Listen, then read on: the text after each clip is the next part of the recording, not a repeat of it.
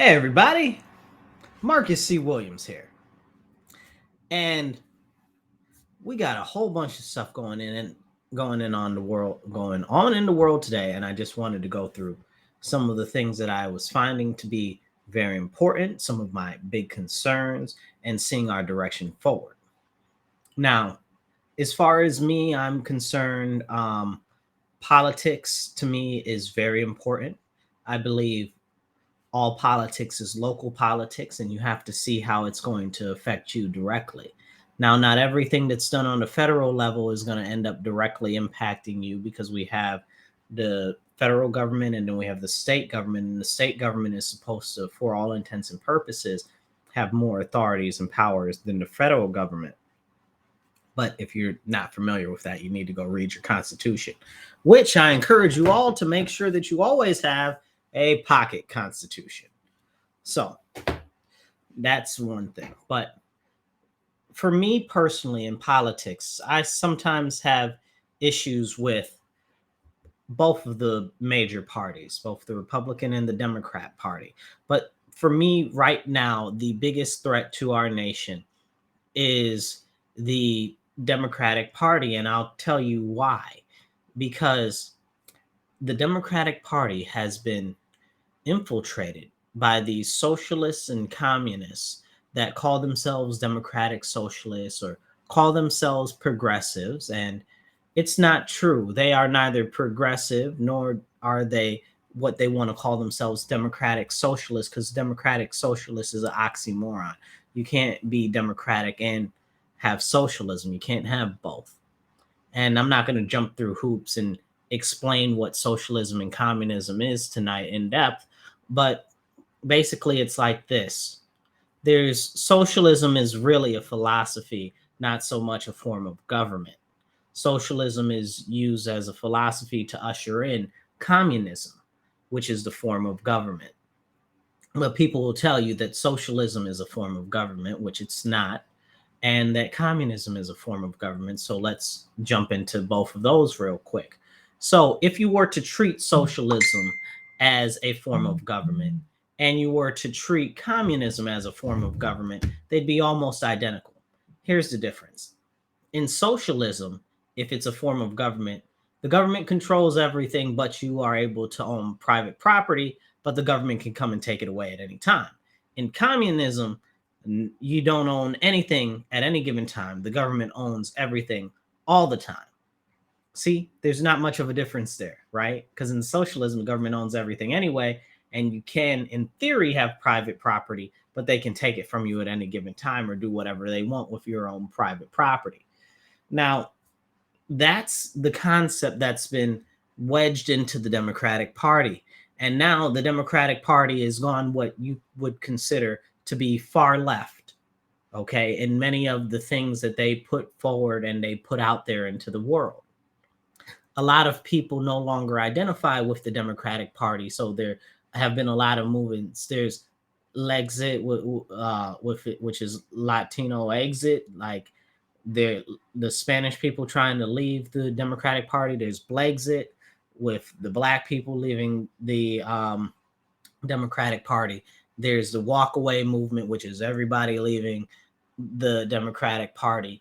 And many people are going what you would call non-affiliated voters or blank or independents. And independent, right? Not necessarily party affiliated. In New York State, we used to actually have an independence party, but that's a whole nother separate conversation for another time. Now, me personally, I identify as a conservative futurist, which means that I have more traditional values, but I see that everything that's been done in the past won't get us where we need to be in the future. So that puts me more so in the middle of the what would be considered the right side of the spectrum, I guess, right? But it depends on what the issues are, right? Because sometimes I could be more towards the futurist side and more away from what would be Republican consideration, because not everything is the same. Or I could be more to the conservative side, depending on what the issues are, you know, which honestly, I think is most people in America would fall into that category, honestly. But right now, we've got this push for division, for separation. When really what we have is at the top of both of the major parties, we've got these elites who are all the same, right? They're each other's cousins. They have the same banks. They have the same family members. They go to the same parties. Hey, John, I see you. They go to the same parties. They go to the same schools. And George Carlin said it best, I think, and I'm going to paraphrase George Carlin from when he was alive. Um, he said something like this. He said, somebody asked him, they said, do you think that there's a conspiracy between all of the elites and stuff like that to go against the general population? And he said, listen, there doesn't have to be an open conspiracy. He said they all go to the same schools, they go to the same parties, they have the same friends. They all know what's best for them. And what's best for them isn't what's best for you. And that's a true fact. Because what we have right now is such a separation in status. And you'll hear, this is why when you hear the socialists and the communists, everything sounds good, like a big push from the New York socialist communists right now are to tax the rich, right? Tax the rich. But what is tax the rich even mean? Will they pay taxes, right? Because the elites and the rich are the ones who are writing the laws for the most part. The rich and the wealthy are the ones who control all the politicians. Do you honestly think that they're going to actually tax them when those are the people who pay the people that write the laws? That doesn't make much sense. And you'll say, wait, Marcus, but we're the tax-paying citizens. We're the ones who pay them. That is true. We do pay them. But we're talking donations to their campaigns. We're talking lavish, all expense paid trips. We're all types of backdoor dealings and stock investments and stuff like that, which I know a lot of people don't want to talk about, but these are real things. This is real stuff that's impacting us as American citizens every day.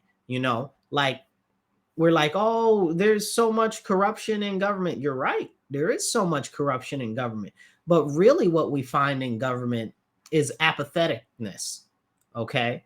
Apathy. They just don't care because they can't conceptualize what the normal people go through anymore, because a lot of them have been so disconnected or are so far away from the people that they're supposed to represent that it's abhorrent, to say the least. People just don't know. Like, right? Like for me, I don't want anybody to talk to me about any policies unless they still feel the need to put some water in their bottle of sauce when it gets low. For real. Like, like it sounds like a joke, like I'm joking, but I'm not. I don't feel like if you don't know what it is to feel the need to conserve the resources that you have, that you should be preaching to anybody or passing any laws, because that just shows me that you don't care about what you have. You don't care about conserving resources or conserving what we are giving to you as a politician if you wouldn't conserve your own stuff. And that's a very serious issue. Now, we can talk about how we have politicians on both sides that say all this stuff and they don't do what they say. What's more concerning to me is the people, and I'll give you, and again, I'll say for the Democrats largely, when I say Democrats for the continuation of this video, just understand that I'm largely focusing on the leftists in the Democratic Party, which would largely be considered progressives or even past that into the socialist or democratic socialists, as they call themselves, or communist vein. That's what I'm largely talking about, because the conservative Democrats, they're done. There are no more conservative Democrats. And if there are, they don't speak up. They don't say anything. The moderate Democrats, they're done. They're not there anymore. And if they do, they just vote all the same as all of the progressives and stuff, so they feel like they can stay in power. And it's a disservice to all of their Democratic constituents. Democrats don't want most of the stuff that's being pushed. And what's worse about it is they'll lie straight to your face and tell you that it's good for you. The only thing that the government wants to do is serve itself, to keep its bloated self getting fat off the taxpayer teat. Okay, that's what the government wants. So when you see the Democrats saying, "Oh, well, we're going to do these programs, we're going to start these initiatives," programs from the government, you need to understand, are probably never going to go away once they're started up. Also, you got to understand that they're always going to balloon in cost. It's always going to cost them more. Right now, we've got and I'm going to jump to the federal government level with the Democrats. Right now, we got the federal Democrats talking about, oh, well, the Republicans are trying to get rid of Medicaid and Medicare and Social Security and stuff like that. That's a bold-faced lie. That's a bold-faced lie. President Biden and the Democrats just froze pensions, right? And they're taking money out of people's pensions for not only the what do you call them, the civil servants, but also for the postal service. They're stealing people's pensions. The Democrats are doing this. They've cut Medicaid. The Democrats are doing this. Not only did they cut Medicaid on the federal level, but they've cut it twice on the state level, okay, in the last couple of years. Okay, for New York State, I'm talking about Kathy Hochul, and New York State is run by Democrats, so they're the only ones to blame for that, because Republicans barely even have a voice, because it's a supermajority that they have in New York State.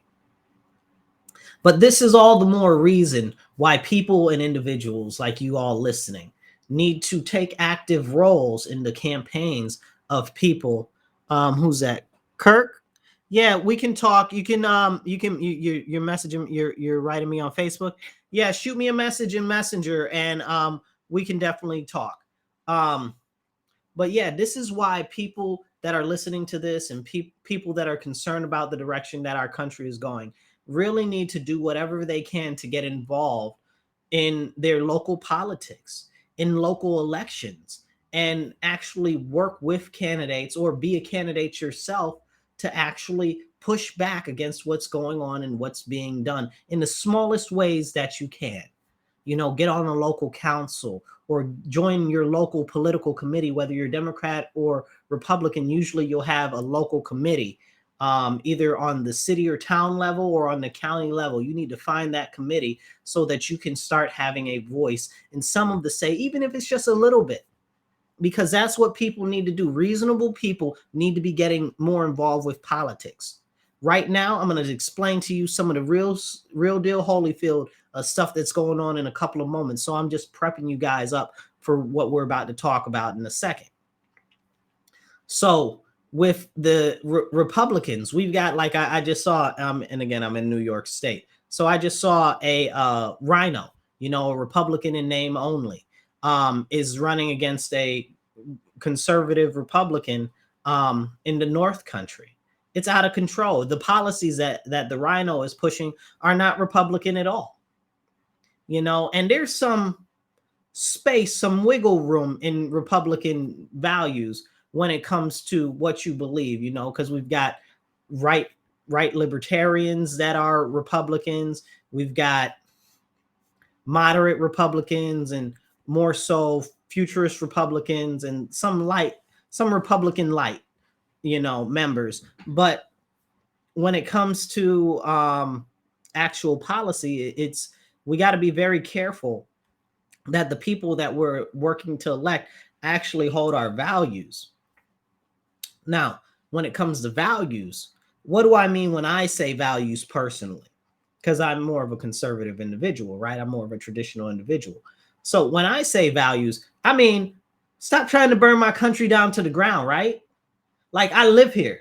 Like, you're trying to set our house on fire and we live here. Stop it. Like, that's out of control. Nobody should go for that, no matter what side of the fence they're on, no matter what wing of the eagle they're on, no matter at all. Like, we live here. Like, you anarchists. Like, you're completely trying to destroy the country that we live in. For what? We have a very serious issue right now, where we get politicians that get up there and they tell you something's good for you. And the Democrats are really good for this. They'll tell you, oh, we want to help everybody. Let's give people all the free medical that they can have. Okay, but where does that work out in anywhere in the world. Where does it work out? Doesn't work out in Canada. Talk to some people from Canada. Doesn't work out in Japan. Talk to some people from Japan. Okay? Like, talk to people in these countries where they have this stuff. It doesn't even work out in Europe. Most of these so-called democratic socialist nations that they always like to talk about, first of all, they're not socialist at all. And on top of that, most of those nations that they call democratic socialists are monarchies. They're monarchies. So are you telling me that you want America to be a monarchy? Is that what you're really telling me, democratic socialists? And then they'll say, oh, no, we're not trying to tell you that. But you are telling me that, because look at the countries that you're referencing. You don't ever want to reference Cuba. Okay, can't talk about Cuba. You don't want to reference Venezuela. Can't talk about Venezuela. You don't want to talk about Cambodia. Can't talk about Pol Pot. Okay, you don't want to talk about North Korea. Can't talk about Kim Jong-un. Or is it Il? I think it's Un now, right? Don't want to talk about that. Don't want to talk about China, okay, unless it's in a positive term. So these are all places that are openly communist now. Russia still, right? Like, Russia isn't communist anymore, but they're still pretty daggone communist. You know? Like, these are all communist countries that you're trying to say all of this stuff works out good, and it does not work out good in anywhere. Anywhere. What ends up happening in communism, in socialism, is you get this one group of ruling elites that run everything, that have all of the resources, that control absolutely everything. And the people that you said that you were fighting for, the people that are on the bottom, the people that are the workers, okay, the people that are in poverty, they always get left out every single time. And I challenge you, if you disagree with me, I challenge you, point out one time in the history of the world where socialism or communism has not killed off hundreds of thousands, if not millions, of the working class or those in poverty. I challenge you, in any country, okay? And don't bring me those democratic socialist nations, which are actually monarchies. Don't do it, because you can't even have a conversation with me if that's what you're going to talk about. Okay, because I don't want this country to be a monarchy, because then again, it goes back to the elites being in power and controlling everything. And those countries over there have crazy high tax burdens. In New York, not in New York State, but in the United States, we have like a 40% taxation right now. We had the Revolutionary War was over what, 3% taxes? And we're not in open rebellion right now. Somebody make that make sense to me. Make it make sense. You understand what I'm saying? Then you talk about these democratic socialist nations. They got 60, 70, 80% tax rates. Y'all out your mind. Y'all out your mind. Okay? Then they want everybody to have the same stuff, which is the concept of communism, okay?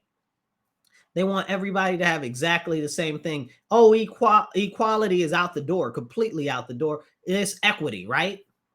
Equality should be equality of opportunity. But they talk about equity, which is equality of outcome. They want everybody to be the same mindless drones that get the same amount of gruel every single day, that nobody can be over anybody else. Nobody can have more. If you want that nice new baseball cap, you can't have it because none of your neighbors can either. But the elites can have it. The elites can have whatever they want. So this is what goes on in these real type of places in the real world. But they don't want to talk about that. Now, we have some very serious issues, and I'm going to jump into it now that I've primed you all for what's really going on. Remember, I said at the top, everybody is the same no matter which party they are, because they're all the same family members. They're all the same friends groups. They're all the same. Now, jumping into that, we've got this crazy, crazy, crazy depression that's going on right now. While we're in a depression, we also got hyperinflation. You'll say, well, Marcus, they say that we are in a recession. They're full of garbage. We are in a full-out depression. Okay, they're like, oh, well, it's the Great Recession. No, it's not the Great Recession. It's the greatest depression. It's the beginning of the greatest depression ever. It's the beginning. We are in the beginning phases of what I call the fall, which is a complete deterioration of the United States, okay, and Western society as we know it, pushing towards a more collectivist union with one world government, which will, again, all be operated by the elites at the top, and you'll be able to get nothing, and you'll be happy with the little bit that you have. What do they call it now? They say, oh, you'll own nothing and be happy, right? Look at all of these. Just let's talk about it. Look at all of these miraculous train crashes with hazardous chemicals, these plants blowing up with hazardous chemicals, these barges that are crashing with hazardous chemicals that are just releasing it all into the air, into the atmosphere. This morning we had the yesterday, excuse me. No, shoot. There's just so many happening. It's hard to keep track, right? This morning we had all of these trains overturn and catch fire and blow up, with all types of chemicals in there. Yesterday we had the barges with thousands of tons of methanol break loose in one of the dams, and now it's poisoning all the water. And they're like, oh no, don't worry about it. It's okay. We'll only see a couple of fish die off. Sound crazy. What's going on with all of these chemical spills and fires and stuff like that is they're poisoning the air, they're poisoning the ground, they're poisoning the water supply, so that you have to become more reliant on the government and are not able to live off the land. Don't let them fool you and make you think that it's about something else. This is what's really going on. I'm going to tell you what's really going on. You don't have to listen. You can listen if you want to. Don't listen if you want to, but don't say that I didn't try to tell you ahead of time. Because at some point, I'm going to have to stop talking about these things, because that's how they're making it, right? So here's what we got going on. As they're poisoning the environment, none of the green people are speaking up, right? Ocasio-Cortez isn't saying anything. Greta Thunberg isn't saying anything. And we're having the worst chemical disasters that we've ever had in legitimately the history of the country. But nobody's saying anything, okay? We've got all of these elected officials, nothing. We've got maybe 2, 3, 4 that might say something, and we got thousands of them, right? So what the heck is really going on, right? Like, they're preventing us from being able to do for ourselves, so that the government has to come in and supply us with stuff, because what's going to happen is it's going to start killing off people. People are going to start dying. People are going to start contracting crazy diseases and cancers and stuff like that. Remember, the Ohio River over there, the Mississippi River over there, all of that affects like a third of the population in the United States and affects a large percentage of our fertile cropland. But people don't want to talk about that. You know what I'm saying? Like, people aren't awake. They're paying attention. We got these wokies that claim that they're so woke, but you're not awake. You need to wake up. Now, you'll say, well, Marcus, what's the difference between being woke and awake? I'll explain it to you. If you say that somebody woke you up, right? That's to rouse you from your sleep in an aggressive manner, where you wake up in shock and awe and are barely able to figure out what's going on around you. That's woke, right? Because if somebody woke you up, that's what happened. You were rustled, jostled, and tousled out of your sleep, and now you're all who, what, where, when. That's woke. Being awake is to awaken on your own, to wake up, or to be encouraged to wake up, so that you're actually able to take in what's going on around you and what's really happening. That's the big difference. Okay? That's the big difference. So moving forward on from that, people need to wake up, period. They need to wake up, because if we don't have enough people that wake up soon and we're not able to ferment a critical mass, we will not be able to continue through any of what's going on in any reasonable way. And I'm going to explain it to you very clearly why, going back to talking about the greatest depression that we're in right now, because that's exactly what it is. We are on the precipice of a new technological implementation spectrum that is beyond anything that we have ever seen before. We've got AI taking over basically any job that you could possibly think of. AI can do. We've got robots that can do almost every job. We've got full McDonald's staffed with just robots. No people, just robots at McDonald's. We've got shopping centers, no staff. You just go in there and you take stuff and you walk out, and it bills you. And it bills you. It's out of control. People really need to wake up. So what's going to end up happening, and I'm trying to alert you guys to what's really going on. What's going to end up happening is this, and this is why they're pushing this whole communism, socialism nonsense. Oh, you need to be dependent on the government, blah, blah, blah, because the government wants you to be dependent on them. They don't want you to be able to fend for yourself, okay? Because watch what's going to happen. We're going to end up with a whole bunch of people. This is why they pushed the Great Resignation. It was all a trick to begin with, and I've been warning about all of this. They pushed the Great Recession so more people would get out of the industries and stuff like that, and that would cause damage to the businesses, causing many businesses to close down and never rise again. But it would also put a hurting on other businesses, while at the same time that it was putting a hurting on other businesses, the businesses that could afford it started to ramp up their automation, started to ramp up with the machines that they're having, started to do all of that, and now they don't even need a lot of people. They don't even need a lot of people.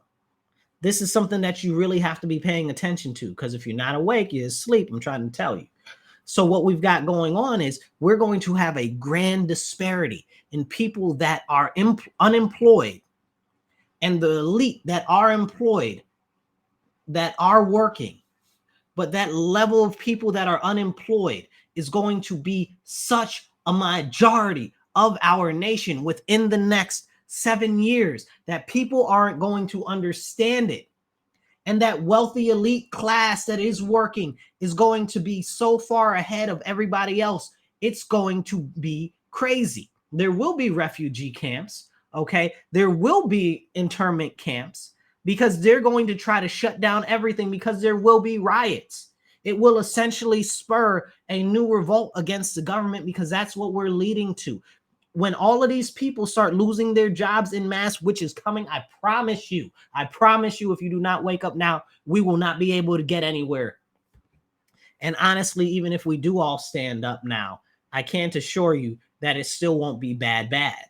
But I can assure you that it won't be terrible, horrible, awful, no good, completely. That's why we all need to start to stand up. And that's why we need to push back against a lot of these policies. Remember, people would tell you about the snowball effect, or they'd say, oh, they're just using that to get their foot in the door. That's what it's been every single time. They said that the communists were trying to invade the educational system. They were trying to invade the movie industry, and they were trying to go into businesses. They said that back in the 30s and 40s. They said that back with Joseph McCarthy, McCarthyism. And he was right the whole time. That's exactly what we're seeing right now. And I spoke to some socialists and some communists, you know, because I don't have a problem talking to anybody. I always want to understand where other people are coming from, what their thoughts are, what their concerns are, what their feelings are, and what's important to them. But I talked to them. They said that they don't even see that communism and socialism is being pushed in the education system. Poof, mind blown. You don't see that that's being pushed? Excuse me. You don't see that that's being pushed in the educational system? If you're not seeing that that's being pushed, that's even more concerning. Then we have the fact that we also, while that's happening, we have the, what would you call it? Androgyny agenda that's being pushed. This is this new trans nonsense thing. And you say, oh, well, Marcus, why you say that? I'm going to tell you exactly why, right? Because you got the LGBT alphabet, all of the rest, and some numbers too, right? Now, let me point out something to you. This is very, very important, right? So you got straight people, and then the whole rest of the alphabet. Don't make no daggone sense. We ain't going to jump into it like that. But let me be very clear. What'd you say, John? Not enough people want to hear just believe. You're right. You're right about that, John. It's very, very serious. We're in a very serious predicament right now. But let me tell you about this alphabet stuff that's going on right now. We got straight people, and we got everybody else, right? Isn't that kind of weird that there's that binary thing right there? Like you got straight people and then everybody else, right? Everybody else. Like that doesn't even really make much sense. But let's dig into this androgyny agenda that they're pushing through this trans nonsense, okay? First of all, let me be very clear. I don't care what you do. I don't care who you bang. I don't care how you dress. Okay, I damn sure don't care who you bent over your bed in the privacy of your own home. Okay, none of my business, nor do I care. But when you start to come after the kids, we have a problem. Okay, when you start to tell the children that this is okay, this is normal, it's not normal. None of it's normal, and you know it's not. Okay, And that's why you got all these people out here with mental illness running around confused on hormones and stuff like that, puberty blockers, cutting off their tits, cutting off their wedding tackle, and all types of other stuff. It's out of control. It's absolutely out of control. And they're encouraging children to do this. Youth, not even basically what white people would consider babies, you know, white liberals specifically. This is a baby. It's a baby. It's a baby. That's a teenager. That ain't no baby. But that's besides the point. They're teaching these children that this is normal, that this is okay, but very clearly they not only are they mentally unstable to begin with, because they're not able to accept themselves for who they are and who they were born with, which is beyond me that you don't see that that's a mental illness to begin with, right? Gender dysphoria, very, very clearly a mental illness, right? What do you call it? In the DSM-5, whatever it is now, whichever version, okay? Like, people need to be paying attention to what's going on. Okay. Now, with that, they're telling boys they don't need to be boys and girls they don't need to be girls. Okay. And then they can switch at any given time. So that was the trans thing, right? That you're transitioning, you're switching from one into the other. But then they couldn't tell you when you're completely switched. Then you got people like Dylan Mulvaney running around talking about normalize girls having bulges. No, girls don't have penises, period. Period. Okay, that is not a thing. And honestly, I'm going to tell you this right here. I don't think that Dylan Mulvaney is homosexual or trans or whatever he's trying to claim he is. He's misleading people, and I think he's 100% in it for money. To be honest, I don't even think that he's a sissy. So that's and I mean that as a subclass of the subsection of homosexuality. I don't mean that as the term being used derogatory for a heterosexual male. So let me just point that out there, period. Okay. So moving forward now with this androgyny agenda, it tells you that you don't have to be any gender. I saw a lady online the other day. She identifies as a hawk. I've seen a lady online sometime before that identifies as a frog. Another one identifies as a dog. Have we completely gone insane as a nation? Like, where would this be allowed? Like 20 years ago, these people would be locked up. Like there's something wrong with you identifying as an animal and you want other people to go along with your delusion. Okay. I will not participate in your psychosis. I will not participate in your psychosis. And if you don't want to participate in their psychosis either, I encourage you to click the link and grab a hoodie just to support my stream, so that you can let them know that you won't participate in their psychosis either. And check out some of the other merch that I've got there. But really, the fact of the matter is we got so much craziness going on with this androgyny that's being pushed, because now they're talking non-binary, right? So what the hell does even non-binary mean? Not one or the other. What does that even mean, right? Gender is binary.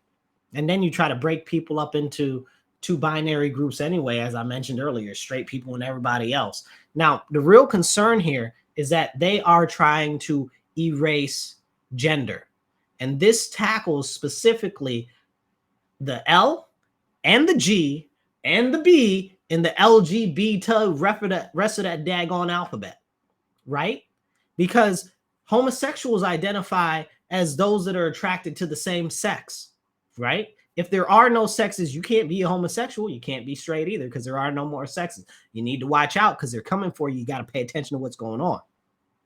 I believe it's time for the L, the G, and the B to divorce the rest of those daggone letters and numbers they got going on there, because it is not the same. They are pushing this androgyny agenda on people, and it's only to confuse people. It's not because they care about your well-being. They don't care about your well-being. They don't want you to feel better about yourself. They want you to be confused. They want to pump you full of drugs because it's a multi-billion-dollar industry. It's projected that gender care will be a $4 to $10 billion industry within the end of this year. That's out of control. It's out of control because it's all about money. Not only is it about money, because remember, please remember this. There is always a way in which you can use one thing that's not positive for multiple ill impacts. Okay, that's right. I'm gonna say it again because it's very important. You can always have more than one way, one thing that's a negative thing to impact multiple bad things happening. Okay, not only are they making it so that you do not know who you are, so that you cannot identify yourself when you are not able to identify who you are, when you are not able to understand who you no longer have a sense of self. When you don't have a sense of self, you will desperately grab at anything that'll make you feel like you're able to be involved, any group that'll make you feel like they might be accepting of you because you don't know who you are, because that's what they want. They don't want you to know who you are, because if you know who you are, if you have the presence of mind, that means that you might be able to go against them, and they want to make it so as few people are able to go against them as possible, because like I said, there's going to be this great huge disparity between the people that have and the people that have not. If you think it's bad now, you see these communists and socialists out there talking about, oh, tax the rich, oh, it's so bad. You don't know what the hell bad looks like yet. Ask a Cuban. You about to find out real quick here in America very soon, here in the Western world very soon, what it looks like. Ask some Chinese people what it looks like. You about to find out. Then on top of this, now they trying to make you not eat meat, right? They were like, oh, the meat is killing the environment. You's a damn lie. Ain't nothing but meat animals on this planet. All the creatures on this planet are meat animals. Now you're talking about you want people to eat bugs. Why? Because they're less protein, they're less nutrients, and they're not going to be able to allow you to put on the muscle mass that you would need to be able to do labor or to be able to stay strong in a way in which you might be able to rise up against the elites on the top of the pyramid. I'm trying to tell you, if you are not listening, you are asleep. Please wake up before it is too late. Okay, that's why they want you to be vegan. That's why they want you to be vegetarian. That's why they want you to eat the worms. That's why they want you to eat the bugs, because they want you not to be able to push back against them. Okay, now on top of that, eating these bugs and stuff like this is not part of the common human diet. So it also affects your mental. Okay, it also, I didn't even get to the 2A thing yet, John, but I'm getting there. It also affects your mental eating these bugs. Okay, eating the bugs makes it so that your brain isn't able to process the proper nutrition that it needs to continue to function right.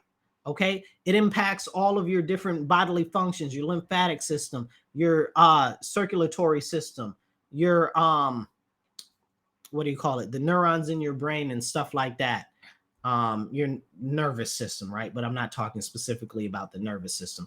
I'm talking about the brain system. It's another term which slips me right now. Anyway, and this is what they're trying to do. No wonder they're trying to take away all the firearms. John, I got you. No wonder they're trying to take away all the firearms, because they don't want you to be able to stand up against them, because they know what's coming. And I'm telling you right now, if you've been listening to this video, then you know what's coming too. I told you, I warned you, I'm letting you know. Share the video, like, share it with other people, follow, let everybody know. I'm trying to tell you right now, okay? I'm trying to give you $1 million worth of game for free 99 right now today. If you're not paying attention, you're missing out, okay? They're trying to take, you're welcome, John, I appreciate you. They're trying to take your firearms also again, so you cannot stand up against the government.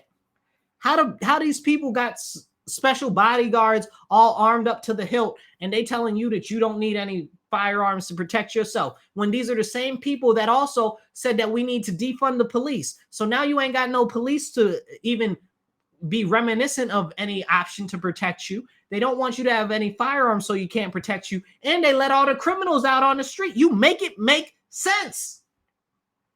Okay, you're not able to rationalize that. Then they got people like damn, what's the girl's name? Oh my goodness, the Democrat lady. Oh my God, I can't remember her name right now.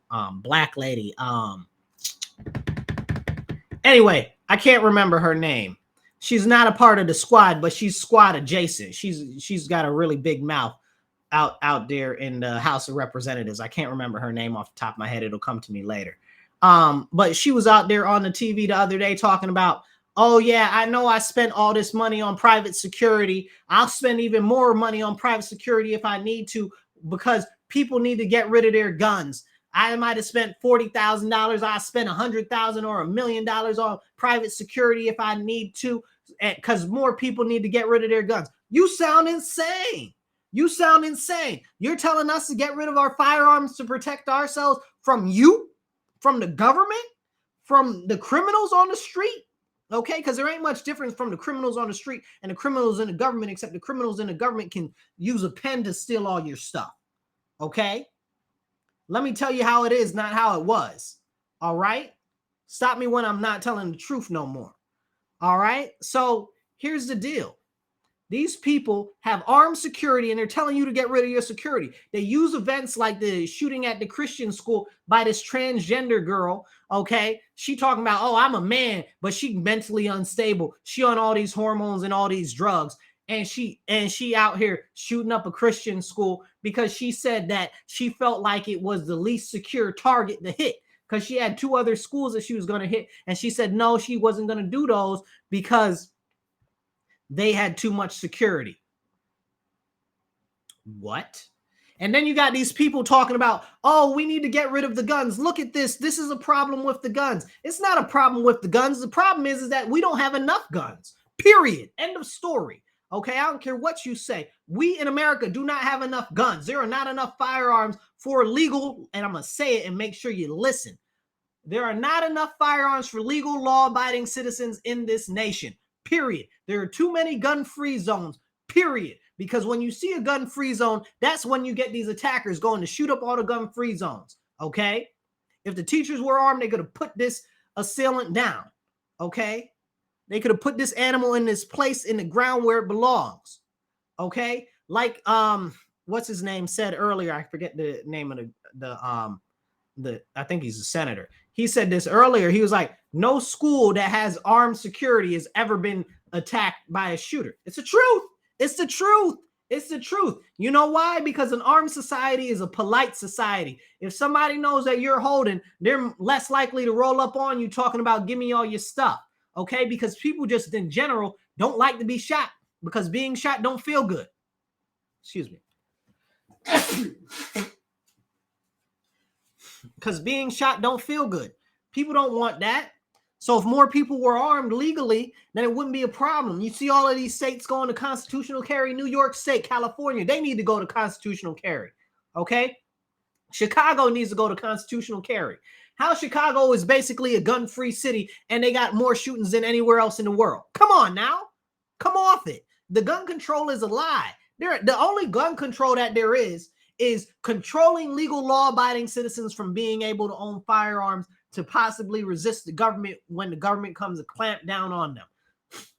That's all that it's about. That's all that it's ever been about. That's why in the Constitution, we only have one amendment in the Constitution that says shall not be infringed. And that's the Second Amendment. It's the right to bear arms. They said shall not be infringed, okay? Now, people be like, oh, well, it says a militia. Well, a militia is an individual, okay? That's what it is at the time of the writing of the document, not what you think a militia is right now. And yes, gun control is racist, John. Don't even get me started. See, John done got me started. Now we talking about gun control racist. You damn right gun control is racist. I'm going to tell you specifically how right now, especially in New York State. But I'll start with a little backstory. So back after that's a whole nother. I'm speeding ahead of myself. But after the Civil War, okay, during the Reconstruction, when the Democrats who fought to keep slavery, and okay, the Democrats, right?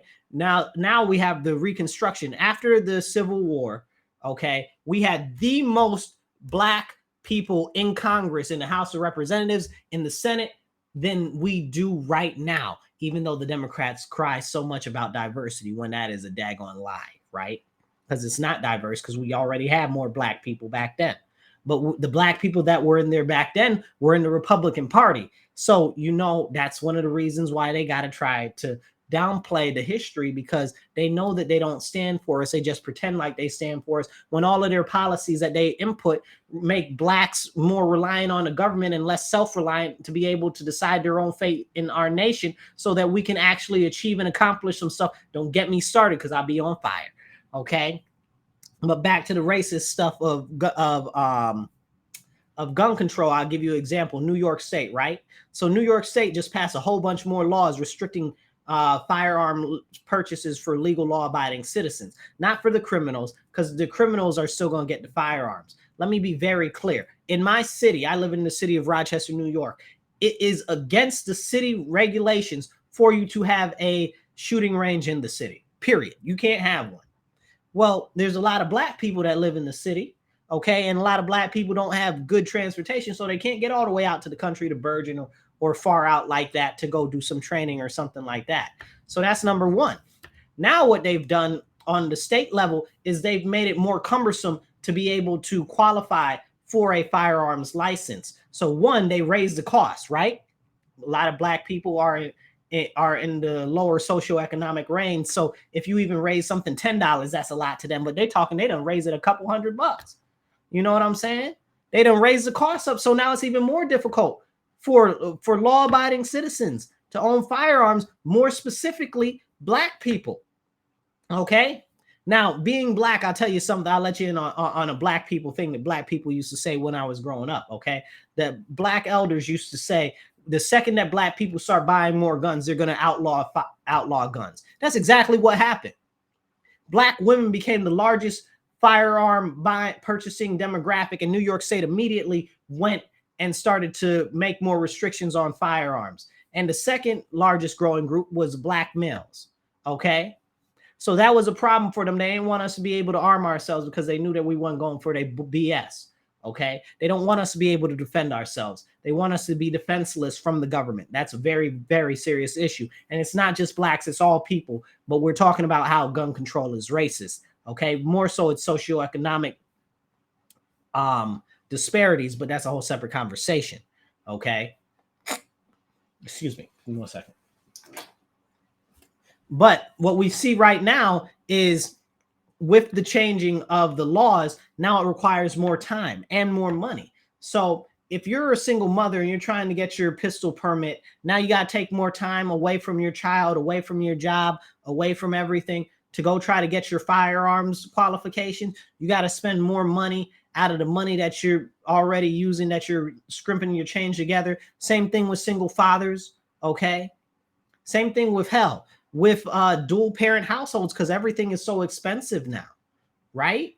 Like you're trying to make it so that it's more difficult to own a firearm, that it's more difficult to qualify for a firearm. You want to make it so that they have to pass longer test times when you can go around the corner and get a goddamn gun out of the trunk. Excuse my language. You understand what I'm saying? Stop me when I'm telling a story here.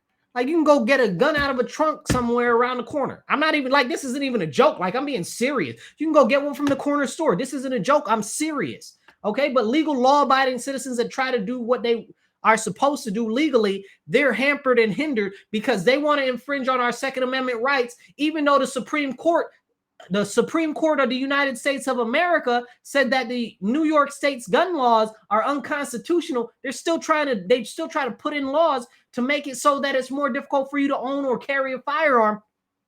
Then we had these crazy people. Okay. Then we had these crazy people that are in my city that call themselves socialists or socialist aligned or whatever.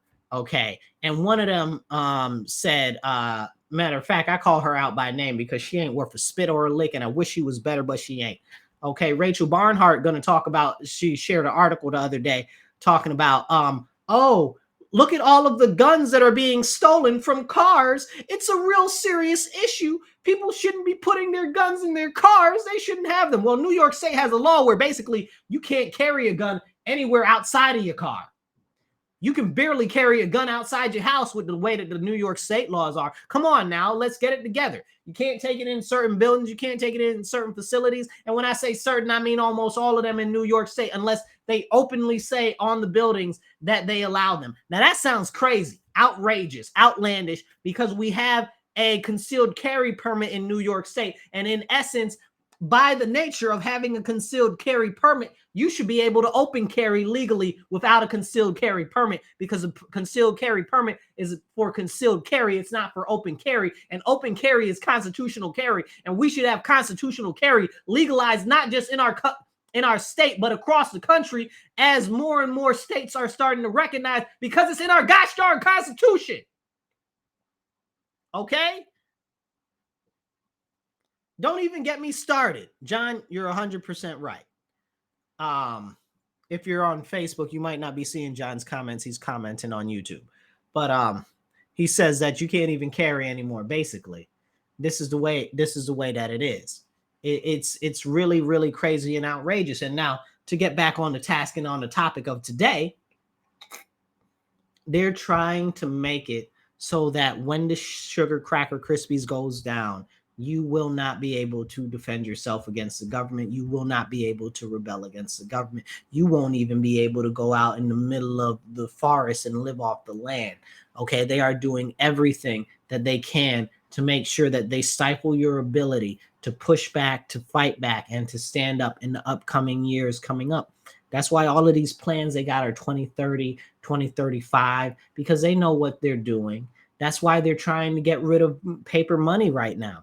They want to get rid of paper and coin money, and they want to go to digital currency, okay? They already tested the U.S. digital dollar, and they got this thing called the FedNow app, which in and of itself, the name sounds crazy, right?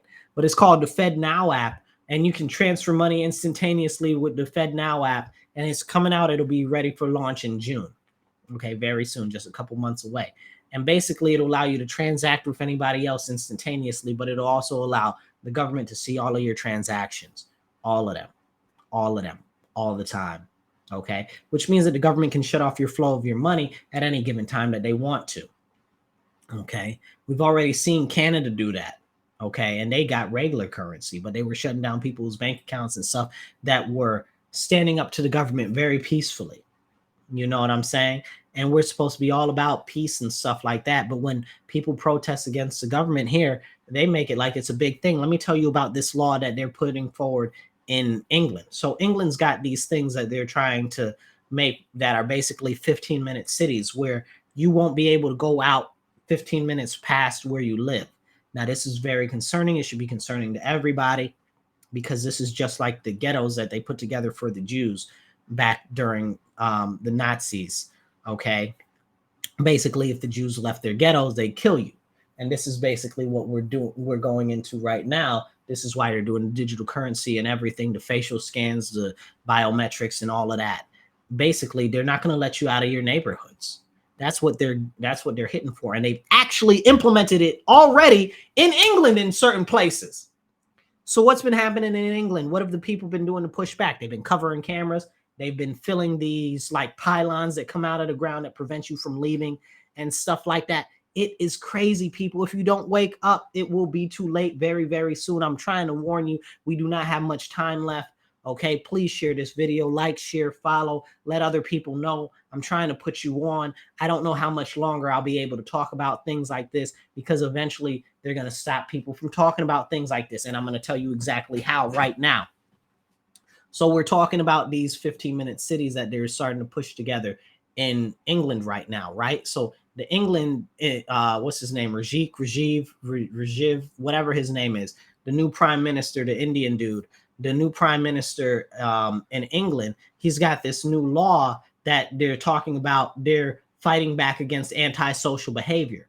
So basically anybody that does anything to disable a camera or to stop those pylons in the ground from coming up, or disables any of the facial recognition software or anything like that, they will be immediately caught, captured, and forced on public display of punishment, be it cleaning up publicly or doing whatever penance that they decide that they want people to do publicly. It is a very serious threat, and this is coming to America, so you need to wake up. It's already in England. You need to wake up. I don't know what to tell you. Okay, these 15-minute cities are coming. They're limiting your mobility. That's why they just implemented this law, and they're calling it an antisocial behavior law. So if you've been a naughty boy, if you've done something that the government doesn't like, they're going to publicly shame you and force you publicly to make amends and do different things and stuff like that. This is coming to America. They will not let you out of your neighborhoods. They will not let you out of your communities. My city here, we've got a 2035 plan for Rochester, nothing but a 15-minute city. Cincinnati has officially signed on to be the first 15-minute city in the United States of America. We've got more plans like that going all around the country. It's really, really very serious. What'd you say, John? Is that like why we want to go all electric? Yes, it is why we want to go all electric, John. We want to go all electric because what they're doing is they're going to make it so that they can easily immobilize your car. That's also going into why they've got this Kia crisis thing right now that's going on with them stealing all of the Kias right now, because the Kias don't have the immobilizers on them. Okay, they don't have the immobilizers on them, so you wouldn't be able to be automatically shut down by the government. All the new cars have them. That's why they want you. This has been nothing more than a major psyop against the American people. People are like, oh, TikTok is China, TikTok is China, TikTok is China. But it's also the American government, okay? Be it the CIA, be it the Air Force, be it the NSA or the NSTBCF, whatever the hell, alphabet, the DEI, whatever, the DEA, right? Yeah, whatever. Okay, it's also the government is putting these things out there because look at the Kias, right? They're one of the most popular cars. The Hondas, they're one of the most popular cars. All of a sudden, they don't have immobilizers, but the government is trying to do everything that they can to push out to people that these cars can easily be stolen and force updates on these cars so that they can be immobilized. You make it make sense. That goes right to what you're talking about, John. Let me see if I can put up what you said. Does this work? Is that how it works? That's how it works. That's exactly why they want to make us go all electric. Okay. That's exactly what's going on. So with the electric cars, they can automatically shut them down. Boop, boop. Car shut down. Can't go nowhere. Okay. They got these new cars that they're putting on facial recognition so that it has to recognize your face so that you can get into the car or use the car. They're already using it in China in some places so that you have to use your face to get in like a lift or something like that. Because again, this is going to limit the freedom of your movement. They're going to make it so expensive so you can't get on a plane, so that the planes will only be for wealthy and affluent people. You got to pay attention. This is not about green and saving the future or fighting the climate or whatever the case is. It's about restriction of motion, restriction of movement, restriction of freedom, restriction of your ability to live your everyday life and do the things that you need to do. That's what all of this is about. That's what's really, really going on. Okay, they want to restrict everything. That yes, it's about the gas stoves and Kathy Hochul. Okay, so John's talking about the gas stoves and Kathy Hochul. Yes, it is about that, but it's about more than just that. It's about the natural gas pipelines. Okay, because they can't immediately shut off natural gas, but they can immediately shut off electric. And they're trying to push these smart meters on people. If you can avoid it, people, do not get these smart meters in your home. Okay, do not get these smart meters. I repeat, do not get these smart meters if you can avoid it. And where I live, they're charging an extra $10 a month for you not to have a smart meter, which is also some BS, which is a whole nother conversation. But those smart meters in California, in Colorado, they have been shutting off people's electric automatically when they feel like it. If they say, oh, well, we've got a surge in electricity right now, we've got to stop so many people from using it, like they did in California, they'll shut everybody's stuff down. Now, remember, you got an electric car, you got an electric stove, you got an electric everything. But now they're just shutting off all your stuff. How does that even work? But this is real life. This is happening in California. You can go look it up. I'm not making this stuff up. It's happening in California. It happened in Colorado during the freaking snowstorm. They shut everybody's electric off. Talking about, oh, it's a lot of energy on the grid. It's too much. That's why it's getting shut down. It's crazy. It's absolutely crazy. It's absolutely crazy. And if you're not paying attention, you are missing out on everything that's being done to all of us all at one time. I'm going to tell you again because it's worth saying. And again, I don't know how long I'll be able to talk about stuff like this. Yes, John, rolling blackouts. John's talking about rolling blackouts. There will be rolling blackouts and there will be, brownouts as well. but I guarantee you that those blackouts and brownouts will only be in the less affluent neighborhoods, the people that are would be the working class, right? Because they won't be the working class anymore because of the machines and the AI taking all the jobs. I'm telling you guys, all of this stuff is planned 7 to 10 years out. And if you are not waking up right now, you need to get awake right now. Share this video with other people. Share this video with your friends. Share it in your groups. Share it, share it, share it, share it, like it, subscribe, all of that. All of that. Because I don't know how long I'll be able to talk about this stuff. I don't know how long I'll be able to, because they're starting to shut stuff down.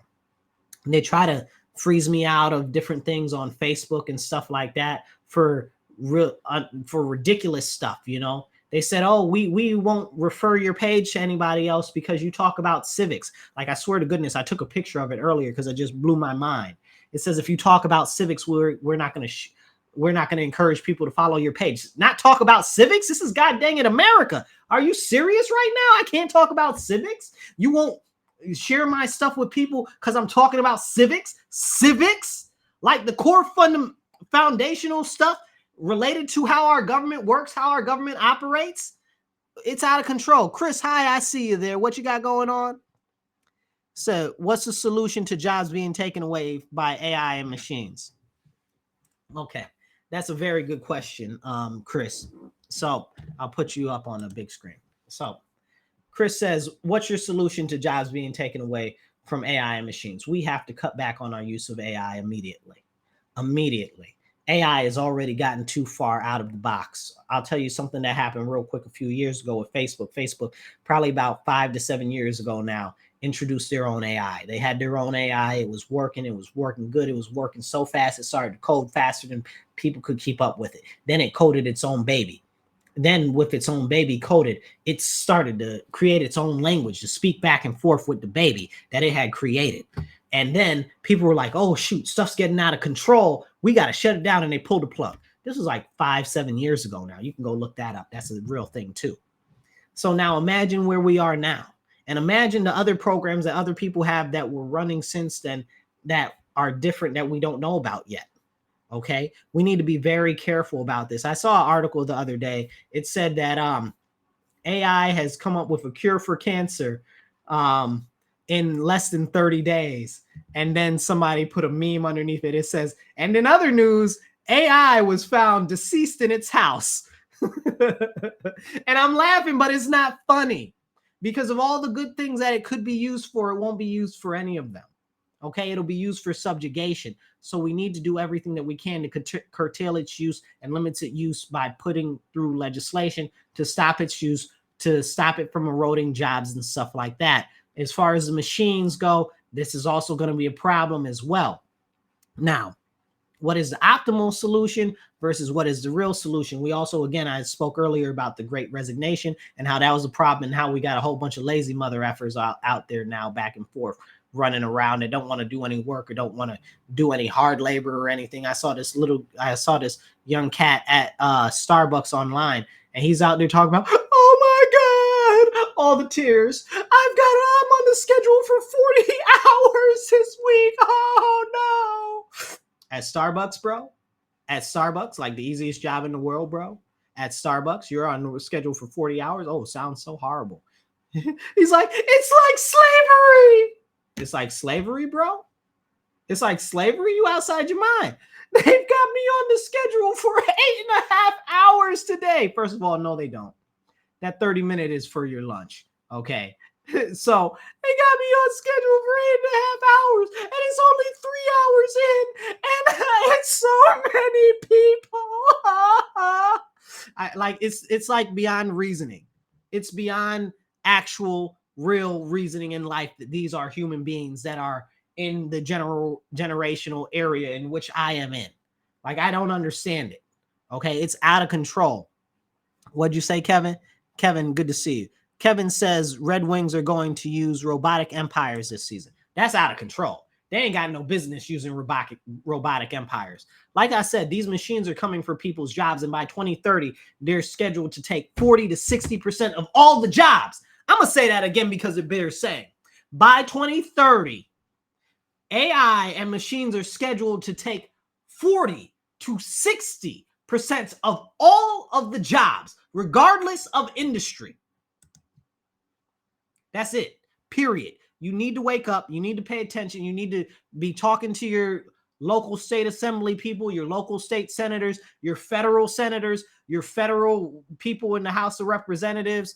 What do you call them? Congress people. And technically, federal senators are Congress people too, but that's a whole nother conversation. All of them. You need to talk to all of them. You need to talk to your local municipalities, your elected city councils, your town councils, all of these people about what's coming and how that they can avoid it, because they're going to need to put in laws so this stuff doesn't happen. Which, I got to be honest, you guys, I'm not going to sit here and tell you a story. They're probably not going to. But we need to put up an obstinate fight in this battle. We really, really do. Now, on the other side of that, the flip side, I do believe that we should start taxing the machines so we can give out universal basic income to people, because people are going to need something to live off of. But again, that also in its own self presents its own problems and things like that. And it's just, there's no good outlook here unless we're able to like get rid of all the elites. And that is a wish, a hope, a prayer, and a level of action, I swear to goodness, that enough people aren't even willing to take.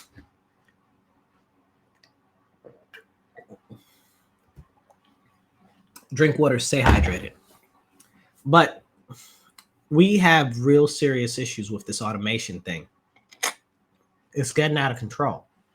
It's gone too far to the point right now where people see it as a matter of convenience. And when people start to see things as a matter of convenience, it's a very serious problem. But more so than that, now they're saying that it is a necessity because people don't want to work. Because like I said, that little Starbucks douche boy, okay, is acting like that. And he's not the only one. It's much more people like that.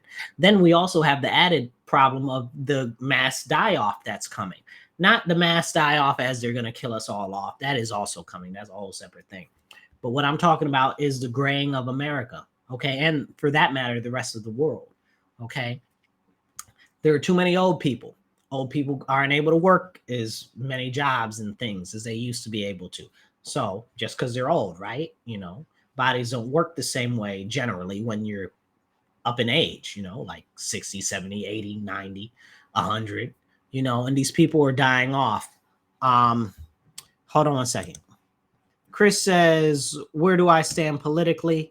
I am a conservative futurist. That's where I stand politically. I talked about it in the beginning of this video, who I am, what I stand for. I'd encourage you to go back to the beginning of the video and watch the beginning of the video later. I do go into that for a little bit of time. All right. But what we need to do, what we need to do is we need to be concerned about all of these old people dying off. First of all, they're going to kill a lot of these old people off. That's why they're trying to push for medically assisted suicide at this point. Please forgive me, censors. I know you might not like me saying that, but it's what it's called. You know, they call it, it's legitimately, and now this is a crazy thing, medically assisted death, right? It's called MAD, right? It's insane. It's called MAD. It's actually called MAD. Like these are the words that they're using themselves. Like what are they about? You're welcome, Chris. I look forward to it. Please make sure that you like, follow, and share. Okay, subscribe if you're on YouTube. I think you're on YouTube, so subscribe and share and like. But yeah, so but these are the things that are happening. They're trying to encourage medical assisted. So this is one of the things that they've already done in Canada. And matter of fact, I'm going to play you a little clip of one of the people in Canada right now, something that was just said on the parliamentary floor. Let me see, where is it here? Because it's just absolutely insane. And I'm trying to explain to people that this is exactly what America is doing. And people just don't get it. They don't get it because they don't understand what's going on.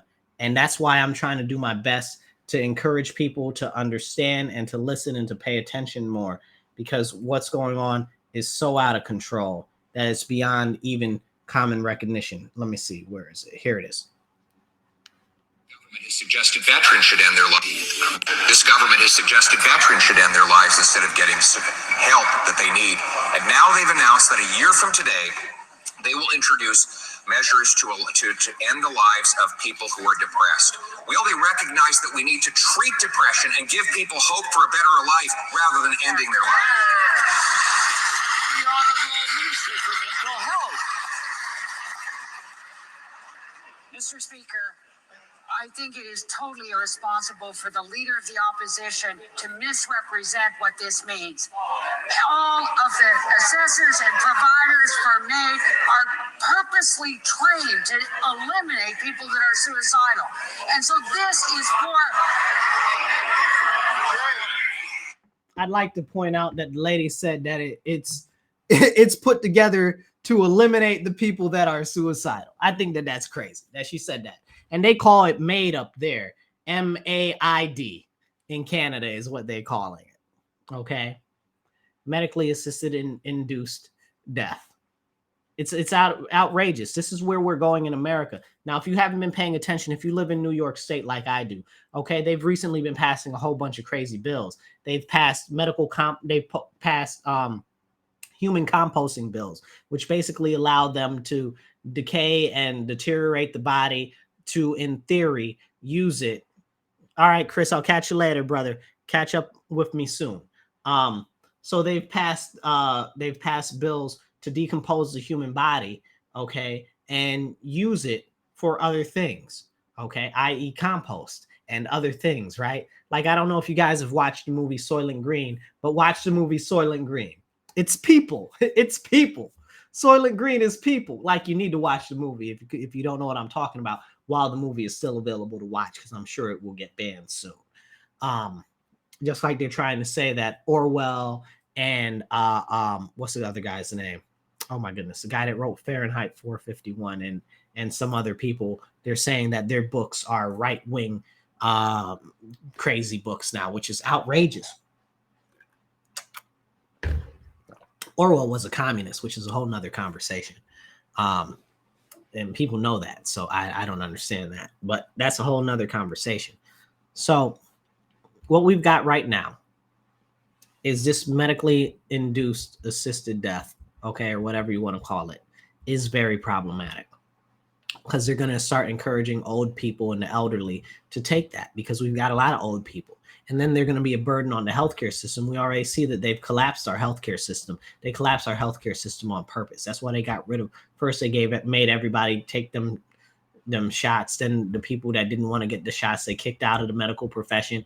And even though they've had years and years and decades of experience, which kind of makes you wonder, if they've had years and decades of experience in that particular field, how are you going to kick them out? It would seem that the people in the medical profession for decades and stuff would be the best people to know whether they should take something or not, right?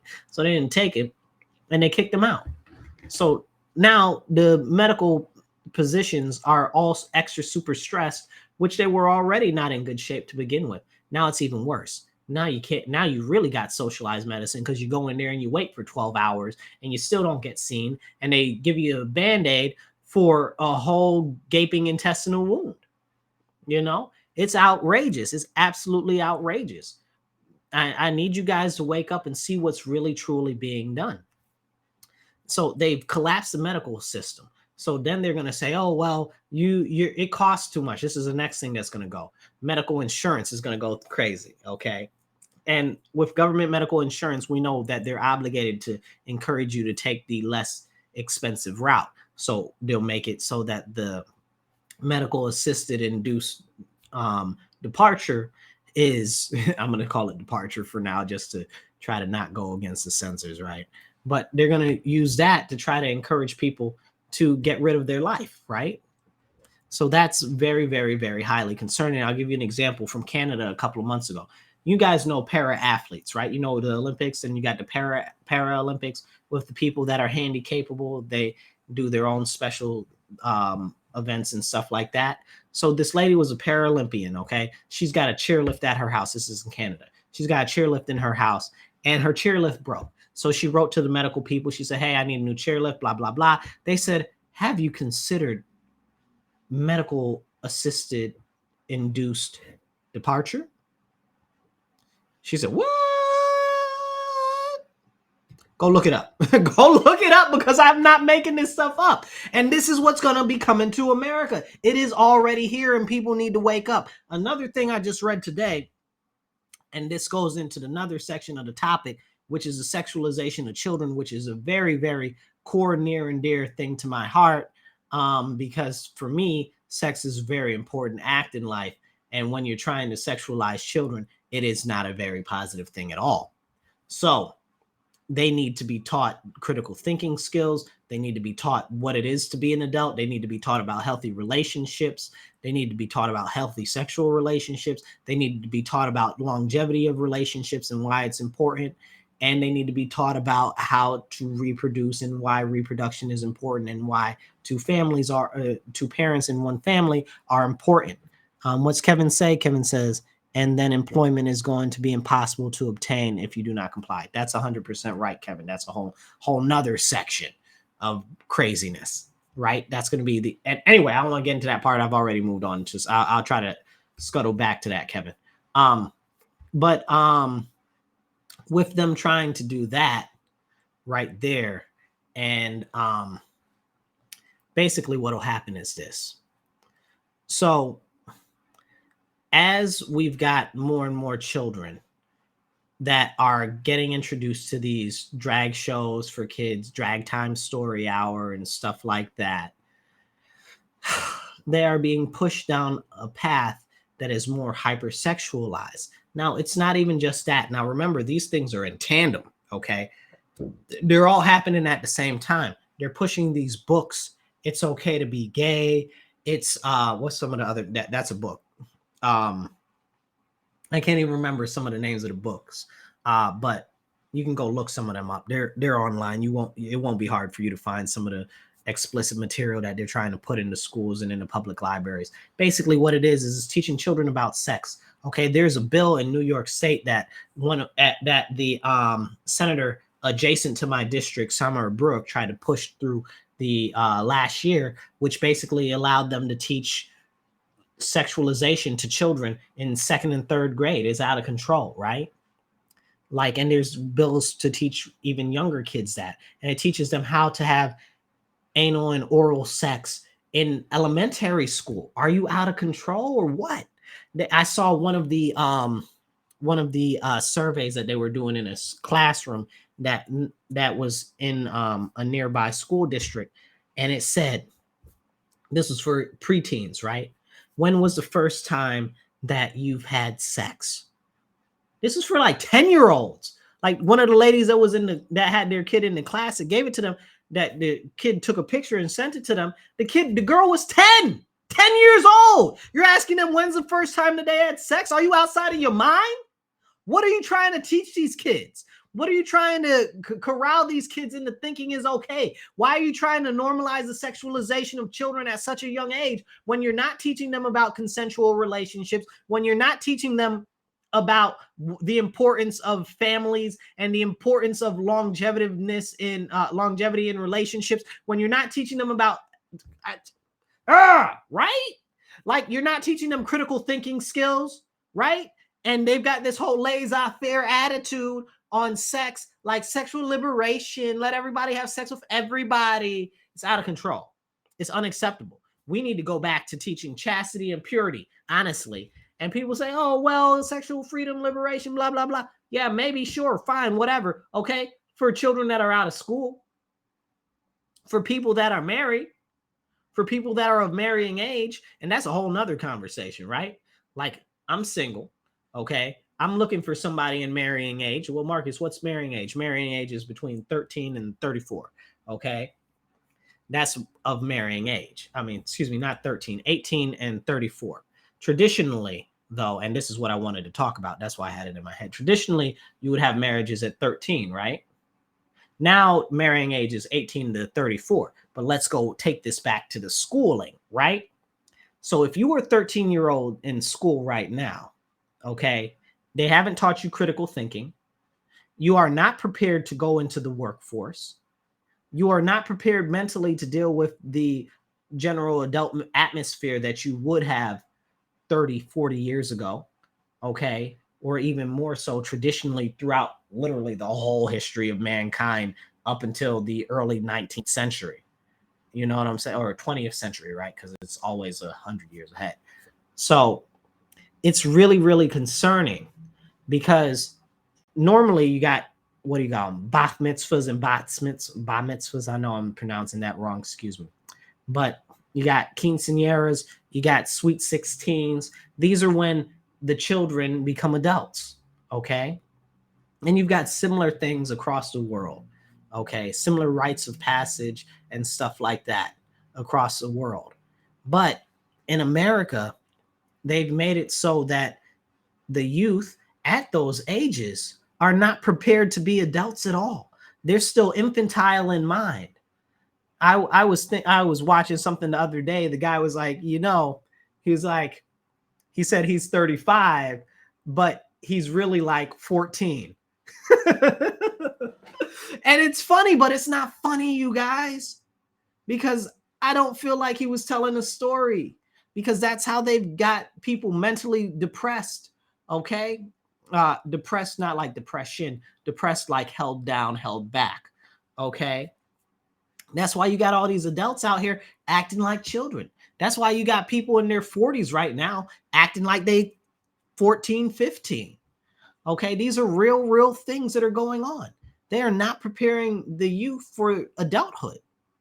So then by the time they get into school, now in elementary school, you want to sexualize the children, teach them about anal, oral sex, and all types of other crazy stuff. It's just abhorrent. But then they want to also teach them that you should be sexualized by taking them to drag shows and stuff like that. So now you're taking the real young kids into the drag shows and stuff and these sexually explicit performances. And then you're teaching them at school about anal and oral sex. What? Put 2 + 2, okay, is still 4. Okay? 2 + 2 is still 4. If you're teaching them at a young age in elementary school and below about all this hypersexualization by taking them to a sexually oriented drag show, which is what they all are, okay, erotic performances, okay, children ain't got no business being there, like they ain't got no business being at the strip club. So you're taking them to these performances, and then in school they're learning about anal and oral sex. Are you absolutely serious? Are you serious with yourself? Okay, put those two things together. What do you think that the kids are going to do, that they're not going to be getting it on?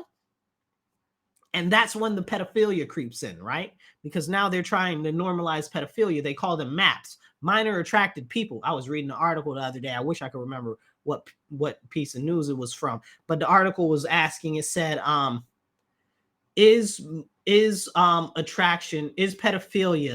a oh my goodness, how did it phrase it? Because the way that it phrased it was crazy. Is pedophilia a sexual orientation? You guys, is pedophilia a sexual orientation?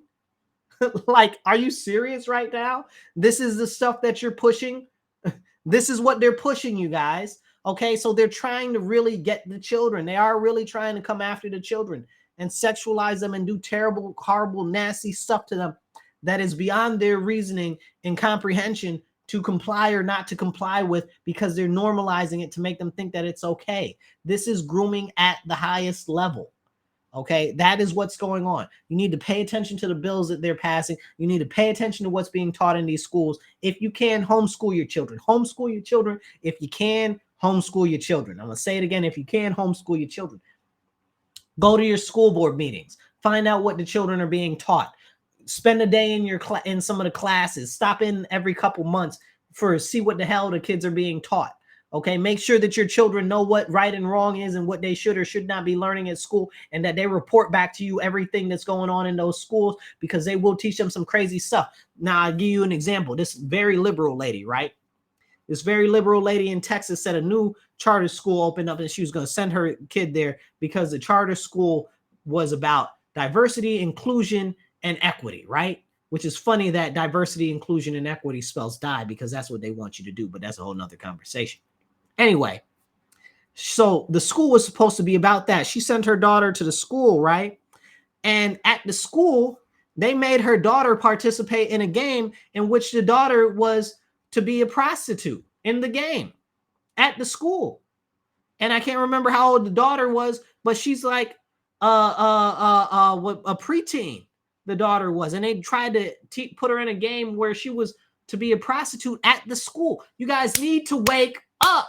This is really happening. This is really going on. Now, to touch on that and to link all of this back together with the rest of the stuff we were just talking about, New York State is pushing for them to legalize sex work. I can't with these people, bro.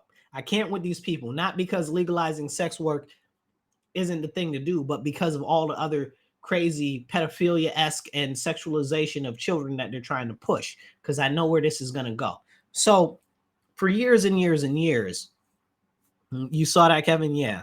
So for years and years and years, I've been pro legalization of sex work, right? Because that's one of the oldest professions in the world. I know you're like, well, Marcus, you're a Christian, you shouldn't be for that or whatever. There are prostitutes in the Bible. Okay, the prostitution isn't the actual problem. It's all the things that go along with prostitution that end up being the sin. Anyway, that's a whole separate conversation, but not everybody's Christian. I'm not trying to get into that whole conversation very deep right on this instance, but I wanted to talk about this because they're trying to legalize sex work. I agree with sex work being legal. The problem is I see them trying to sexualize these kids, and I know that means that they're going to try to bring that into the children and get the children into the sex force and sex working and stuff like that. I know exactly what they're going to do, which is why I cannot be for it. I mean, there's no way I could go for that because I know there's already sexualizing the kids. I know that they're pushing this pedophilia. I've seen it. I know it. And I know that they're going to use that to even further push the pedophilia to another whole new level. And you guys, you need to wake up because this is what's going on. This is what's happening. This is what's coming. Okay. They've got all of these different people, okay, trying to make sex work legal. These are the same people that want to take away your gun. These are the same people that are letting all the criminals out on the street. These are the same people that want to teach your kids and sexualize your kids in school. These are the same people that want to say that pedophilia and minor attracted people are part of the alphabet community now. These are the same people that want to say that sex workers should be included on the pride flag. They did that already, actually. Now the pride flag now has a red umbrella on there for sex workers. It's out of control. It's out of control, you guys. It's absolutely out of control. It's absolutely beyond reasoning. And people need to wake up. And like I said before, please like, share this video, whatever platform you're on, like, share, and follow. Okay. And please, if you can, let other people know, because I don't know how long I'll be able to talk about stuff like this. I don't generally talk about a lot of this stuff in depth like I'm talking about today, but I'm very concerned that soon we won't be able to talk about anything at all. So I also encourage you to check out my shop. I got a link to it on the page on the screen right now. One of the really awesome hoodies that we have says, "I will not participate in your psychosis." I love that one. You guys should also check out the rest of our merch that we got there. Check us out. So now, with everything else that we've got going on in our country right now, and especially in New York State, I encourage you, please pay attention to what's going on. Make sure that you're letting other people know what's going on. And if you are, you'll say, Marcus, well, what should I do? What can I do to help push back against what's going on? What can I do to help actually prevent what's happening? Here's what I would suggest to you. I'd suggest to you, make sure that if you are registered into a party, no matter what state that you're in, that you find your local committee. So if you're a Democrat, find your local Democratic committee. If you're a Republican, find your local Republican committee. If libertarians are still a officiated party in your state, Libertarian Party. If you're a conservative party. If you're working family's party. Find your local committee. You'll either have one on the city, town, or county level. Okay, some places don't have it on the town or a city level. You'll have it on the county level. Check it out on your county level. If you don't have a county level, because I know some of them don't, like, I don't think our working family parties for New York State has a county level, but they have a state level. Please find it, so that way that you can start to have a say on the candidates and a say on crafting the legislation and stuff that these people are talking about in their different committees and stuff like that, because that's the only way that we're going to be able to actually start to have a voice, to start to chip away at what's going on, that what's being forced upon us. It's very, very serious. And if we don't do it now, then there will not be a time later to do any of this. I encourage you all, make sure you find out where your local committee is, work hard to join them, and start to push forward common sense that's going to be able to help to stave off what's being done, not hyper aggressive action, because that's not going to be any good. Okay, that'll be very bad. Okay, like some people do. They'll be like, oh, let's go tear stuff up. Let's go be a rebel rouser. Let's burn stuff down. People say stuff like that. That's unacceptable. You do not perform those behaviors. Okay, you don't. You have to be very even tempered. You have to be very, very meticulous with the way in which you present your arguments and how you do what you present what you want to do. If you do not, we will not get the results that we need. You'll end up with anarchists and crazy nihilists that want nothing more than to see the world burn. We can't have that. We must come to reason. A return to reason is the direction that we need to go. And I encourage you all to encourage your friends, encourage your family to start to take more active roles in participation in government. Okay, go to your local go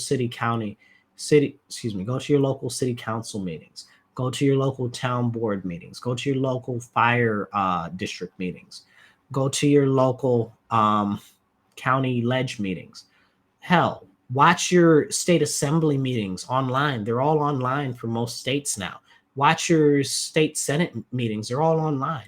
Watch the federal Senate meetings. Watch the federal House of Representative meetings. They're all online.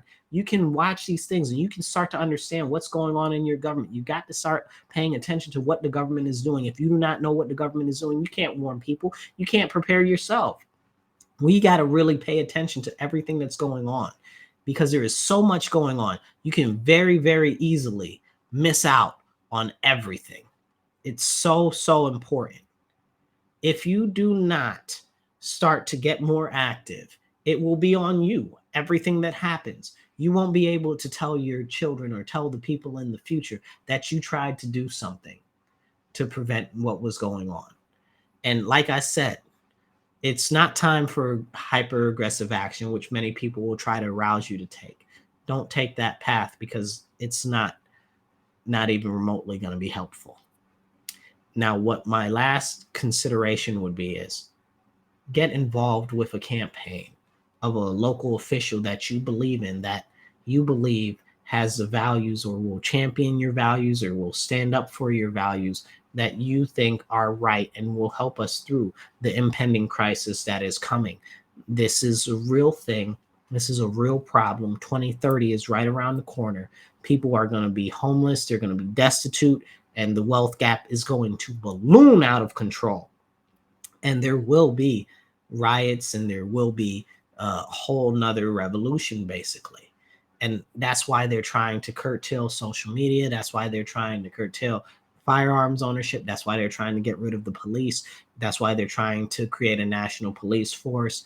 That's why they're doing a lot of these things all at one time.